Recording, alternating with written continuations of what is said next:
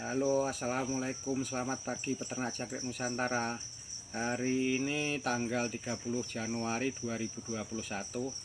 Ini yang kedua kalinya kita bikin video ini. Ini kita bikin videonya ini di tempat kandang kita yang baru ini, bos.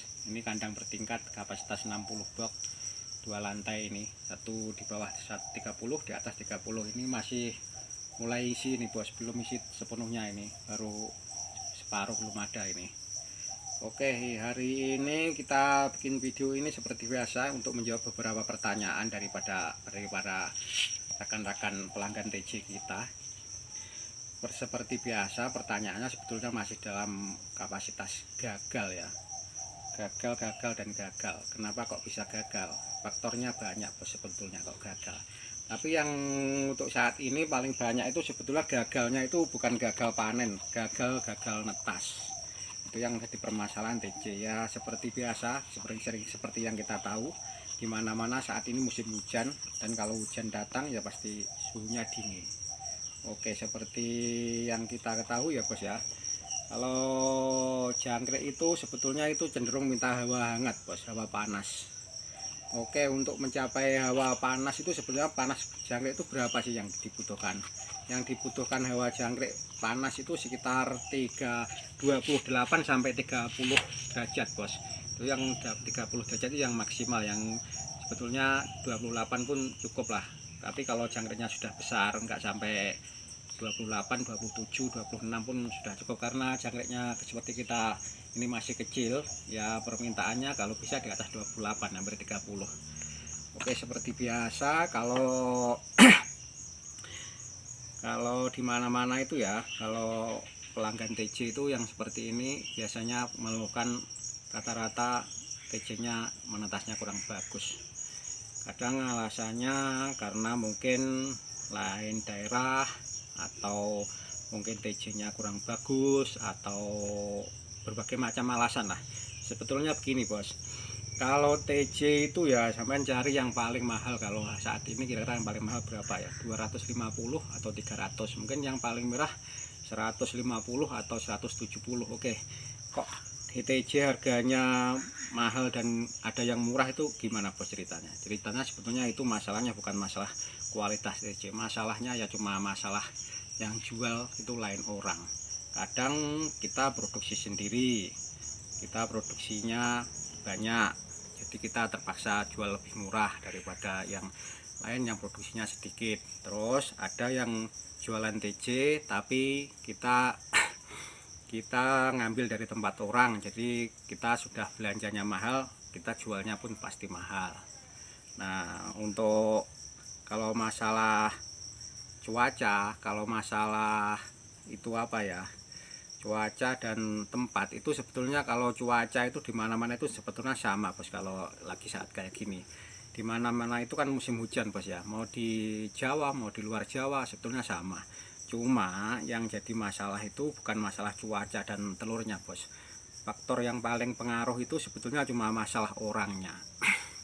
Kok kayak saya bilang masalah orangnya, kenapa? Karena apa ya, kalau kita ngambil TJ yang paling mahal pun, kalau kita ngasih makan yang paling bagus pun, kalau kita perawatannya nggak tahu, kita kurang jelas cara perawatannya, saya nggak yakin kira-kira TJ itu menetasnya berapa persen, atau menetas atau malah enggak. Karena suhu yang kita butuhkan itu di dalam ruangan seperti ini, sebetulnya ini paling tidak ya 28. Jadi nanti kalau di dalam box minimal ya 29, hampir 30. Nah, untuk mencapai target 28 kaca sampai 30 itu kira-kira apa, bos ya? Ya kalau kayak gini susah, bos, sebetulnya. Ini seperti kandang kita ini sudah kita tutup total, pintu kita tutup semua, ini jendela kita tutup semua, tapi ya itu, ini seperti ini, suhunya masih 26, kurang 2 digit lah, ini kurang 2. Jadi untuk mencapai itu apa ya kira-kira ya, ini solusinya dipasang lampu ini, bos. Dalam satu box dikasih satu lampu. Nah, untuk lampunya itu apa kira-kira yang bagus? Atau pakai Philips atau pakai merek terkenal lainnya atau apa? Kalau untuk lampu yang kita butuhkan yang lampu panas, bos, bukan yang lampu terang. Jadi kita nggak perlu pakai merek-merek yang terkenal seperti Philips atau merek-merek berjenama lainnya, kita cukup pakai merek seperti Chiyoda, atau merek yang bagus itu sebetulnya Eterna. Tapi Eterna itu agak sulit nyarinya. Kenapa kita pakai yang merek seperti ini atau Eterna? Karena dia apa? Dia nggak usah kita pakai watt yang besar-besar, bos. Mungkin kalau Eterna itu kita pakai yang 10 watt, atau yang kayak gini sebetulnya pakai yang 15 watt. Kalau bisa jangan sampai kurang lah. Karena apa, kita pakai kok merek yang seperti itu, bukan yang Philips. Kalau kita pakai yang Philips itu lampunya cenderung terang. Cuma dari segi panas dia kurang. Nanti apa yang dampaknya? Kalau di dalam kotak kita pasang, dalam box kita pasang lampu, terus lampunya itu kurang panas, nanti apa? Jangkriknya itu cenderung bergerombol di bawah lampunya ini. Soalnya dia nyari pusat panasnya ini. Nanti efeknya jangkriknya berdesak-desakan, terus injak-injakan, nanti mati bergerombol di situ. Tapi kalau kita pakai yang merek seperti ini, yang pakai Eterna, itu panasnya kan lebih panas daripada yang merek-merek lain, bos ya. Itu cukup untuk satu kotak satu box itu sudah cukup panas, itu panasnya merata. Jadi jangkriknya nanti nggak akan itu mendekati lampu ini, karena kalau di dekat lampu ini dia cenderung terlalu panas, dia pasti menyebar. Dalam satu blok itu dia merata, dia nggak mau dekat-dekat dengan temannya, nggak mau berdesak-desakan, karena panasnya apa? Panasnya cukup, itu saja. Terus misalkan ini TJ-nya belum netas ya, bos, kita pasang lampu ini misalkan di tengah gini. Jadi sampai masangnya ngaruhnya TJ itu jangan di bawahnya lampu ini, bos. Misalkan ini di tengah-tengah, ya diambil di tepi ya, jangan di bawahnya. Kenapa nggak di bawahnya? Biar hangat. Nanti kalau di bawahnya ini bukan hangat lagi, bos, itu TJ-nya bisa matang ini, nanti dia bisa gosong ya, nggak menetas, malah dia bisa garing, dia kena panasnya. Jadi naruhnya di atas, dijauhkan, hampir di pinggir gitu saja. Oke, seperti itu. Oke, kalau yang lain untuk faktor apa ya, rata-rata faktornya gagal itu, kalau kita ngomong gagal itu sebetulnya faktornya banyak, bos. Seperti ini saja, seperti yang kita tahu, kadang orang di lain tempat kadang kurang paham lah mengenai jangkrik itu caranya gimana atau apa. Kadang ada yang ngasihnya ekstray, itu ekstray bekas, ekstraynya bekas jangkrik, bos. Ekstray bekas jangkrik itu kadang kita kan ada lebih banyak, mau dibuang juga sayang, tapi kita pakai lagi buat nanam, buat nanam telur yang pertama kali, itu pasti nggak akan berdampak baik, bos. Itu nanti kan itu jadinya TJ-nya itu selepas menetas dia nggak kuat mencium bau itu tray bekasnya. Karena apa? Tray bekas yang itu pasti ada baunya yang menyengat. Nah, yang kedua, kalau kita mau nyari ekstray, pastikan ekstraynya itu bekas orang kirim telur ayam, bos. Jangan ekstray yang reject dari pabrik yang ada sobek-sobek sedikit atau yang nggak layak jual, dia masih baru dari pabrik. Karena apa? Nggak pakai yang seperti itu, karena yang seperti itu pun sama, dia ada bau seperti bau lem, bau apa ya, bau pabrik lah istilahnya. Nanti itu TJ kalau sudah menetas, mencium baunya itu pun nggak kuat, dia akan cenderung mati juga nanti akhirnya. Nah, untuk yang selebihnya seperti biasa, ini TJ nya. Untuk cara menebar TJ ya, kita seperti ini, bos.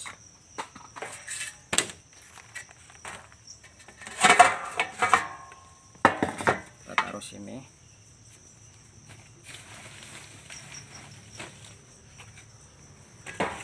Ini kalau ini penampakan TJ kita, bos. Ini TJ yang kita bungkus pakai kain.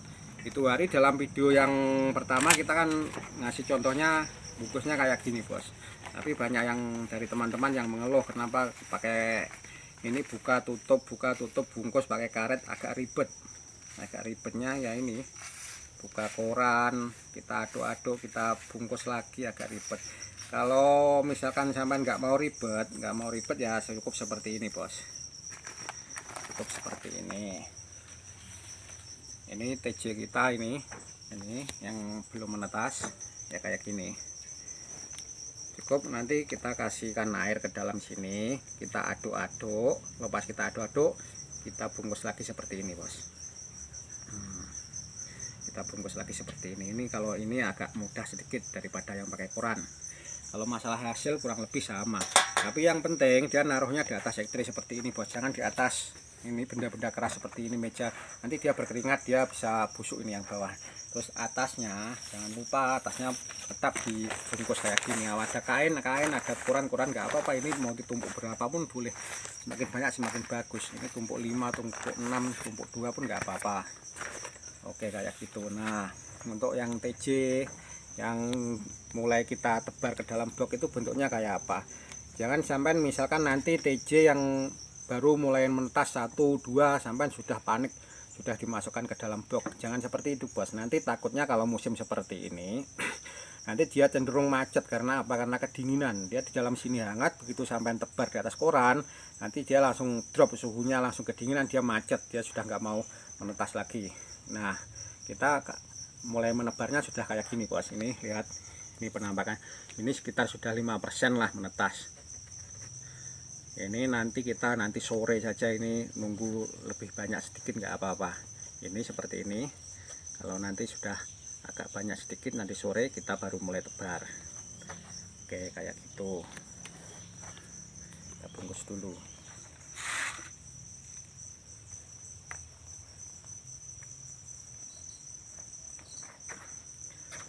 Oke, ini kalau TJ kita bungkus pakai koran, sama saja ya, hasilnya itu sama saja, cuma yang seperti ini agak ribet bungkusnya kayak gini. Kalau sudah mulai menetas, bukan kita bungkus seperti bungkus makanan lagi ya, seperti ini kita keluncup, ini namanya kita bikin seperti kantong.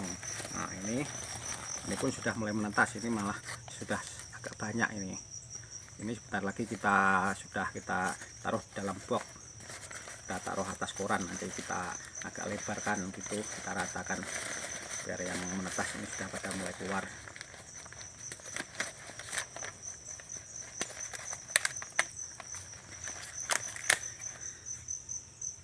Oke, lagi satu, bos ya. Ini kalau misalkan sampai ada tray bekas seperti ini misalkan tray bekas jangkrik ya. Tray bekas jangkrik itu kalau bisa misalkan di dalam kandang ini, jangan sekali-sekali ini traynya ini disimpan dalam satu kandang dengan box ini, bos. Disimpan pun di tempat lain, misalkan di luar kandang atau apa. Ini soalnya pengaruh baunya itu, amoniaknya ini akan sangat berpengaruh pada jangkrik kecil ini. Terus misalkan ini mau dibuang kan sayang, mau dibuang sayang. Ini mau terus kira-kira mau buat apa? Nanti waktu dia jangkrik sudah besar, bos, hampir mendekati panen, istilahnya 1 minggu lah kurang lebih sudah panen. Ini bisa dipakai untuk yang terakhir kalinya, itu bisa. Tapi dengan satu syarat, ini dijemur dulu 1 atau 2 kali penjemuran sudah cukup lah, ini biar baunya, amoniaknya hilang atau virus-virusnya hilang. Oke, yang lain untuk ukuran apa ya? Yang lain kira-kira telur sudah, untuk ukuran kandang, untuk masang tray yang dalam video yang dulu sudah ya, mungkin itu saja. Atau mungkin masih ada yang belum paham, bisa sampai langsung komentar atau telepon saja. Oke, sementara itu dulu, terima kasih, jumpa lagi video berikutnya.